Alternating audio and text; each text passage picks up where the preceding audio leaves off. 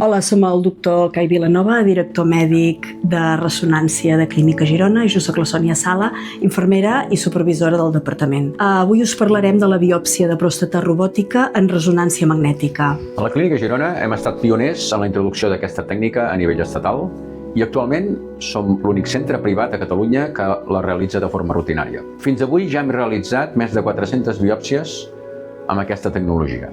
La biòpsia de pròstata guiada directament dins de la mateixa ressonància magnètica és una de les tècniques més precises que avui podem oferir per diagnosticar el càncer de pròstata. Amb aquest procediment utilitzem un sistema robòtic específic dissenyat per poder treballar a dins de l'escàner de la ressonància magnètica.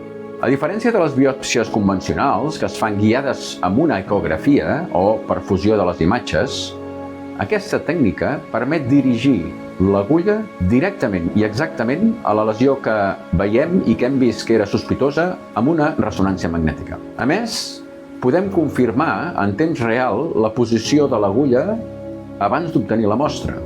Això ens permet assegurar que la biòpsia es realitza exactament al punt que volem estudiar. Des del punt de vista clínic, això ofereix moltes avantatges i molt importants.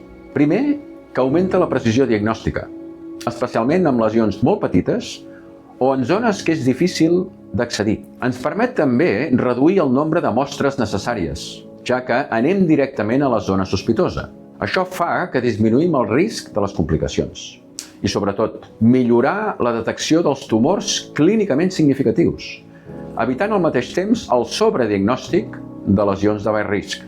La biòpsia de pròstata a dins de la ressonància magnètica, amb un robot, combina la millor qualitat d'imatge amb la precisió d'aquesta tecnologia robòtica, oferint un diagnòstic més fiable i més dirigit. Pel que fa a l'experiència del pacient, el dia de la prova només cal que el pacient arribi al centre uns minuts abans de l'hora programada. La preparació és molt senzilla, una petita aplicació rectal per netejar la zona i l'antibiòtic preventiu. El procediment és ràpid i dura aproximadament entre uns 20 i 30 minuts. L'únic inconvenient és que a la prova el pacient està estirat boca avall, però el nostre equip s'encarrega de que estigui el més còmode possible en tot moment. Si ho desitja, el pacient pot escoltar la seva música preferida durant l'exploració.